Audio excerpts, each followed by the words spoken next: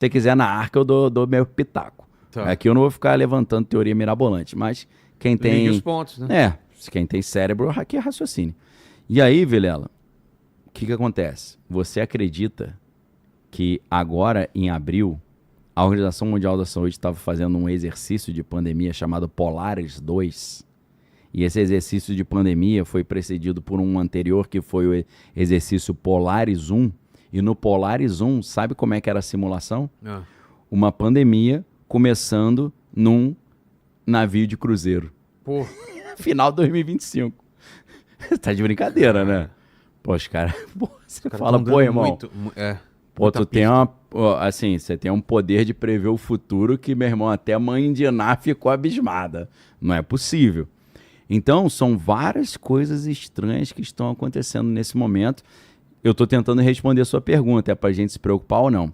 Ao mesmo tempo que eles estão falando não se preocupem, isso não tem perigo nenhum, a gente está vendo Nova York se preparando, a França desesperada, a gente está vendo que um cara em 1996 passou pelo outro, falou oi, boa noite, passou o vírus pro cara.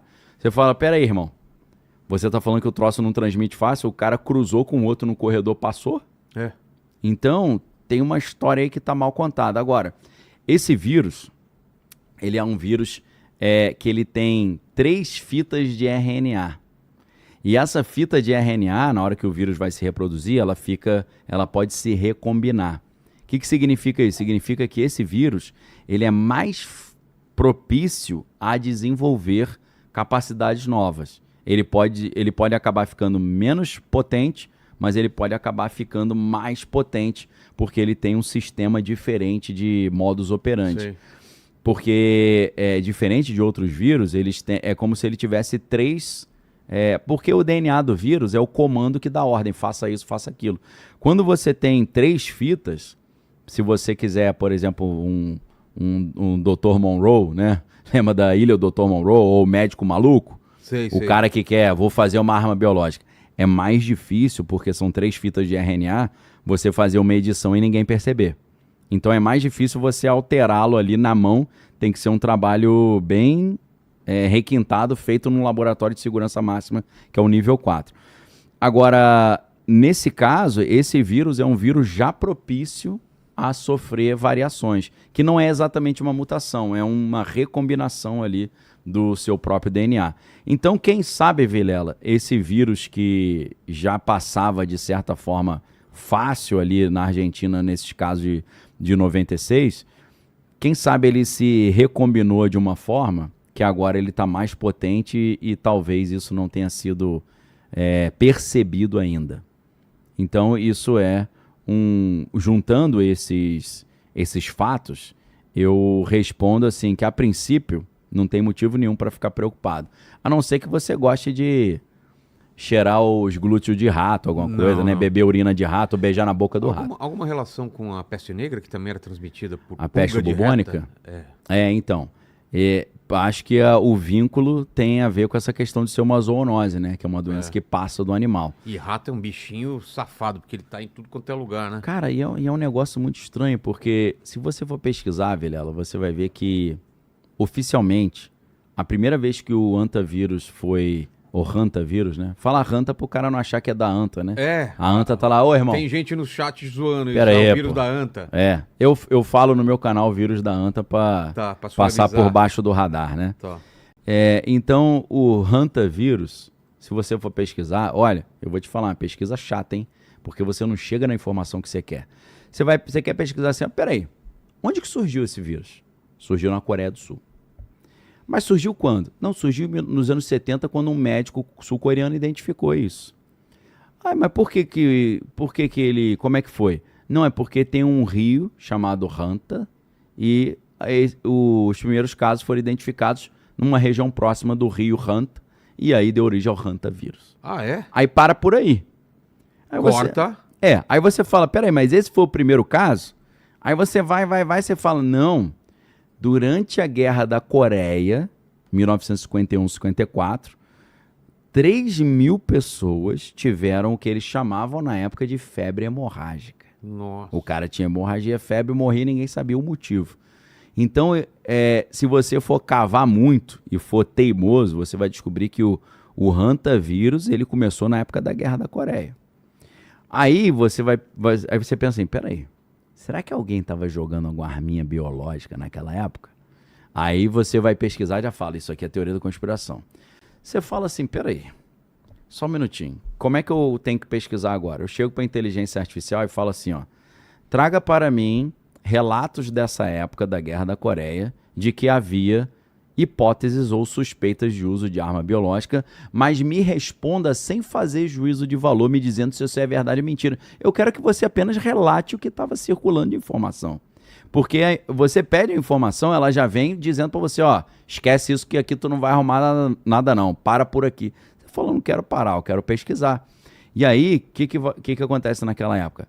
Os norte-coreanos e os chineses estavam dizendo que os Estados Unidos estavam usando armas biológicas contra eles para matá-los com doenças misteriosas. Porque a galera acha que a arma biológica surgiu agora em 2026, né? Que só hoje tem tecnologia para fazer isso, entendeu? Então a origem do hantavirus é uma origem estranha. Surge na guerra, no meio da guerra. E havia acusações da China e da Coreia do Norte de que os americanos estavam usando armas biológicas. A gente sabe que na Segunda Guerra Mundial o Japão tinha um departamento de arma biológica fortíssimo e jogou doença para tudo quanto é lado.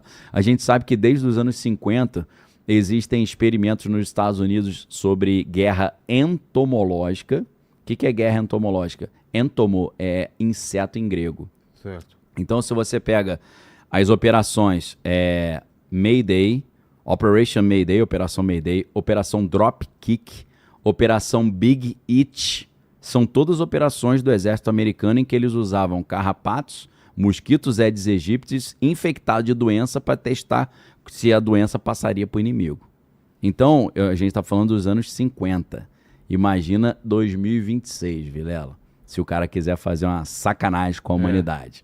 Não é tão difícil não, meu amigo. Inclusive hoje existe a tecnologia CRISPR, né? Que é a tecnologia de edição genética que é portátil, né? Muito mais barata do que você pode imaginar. Pois é. Então, a gente acrescenta isso à inteligência artificial.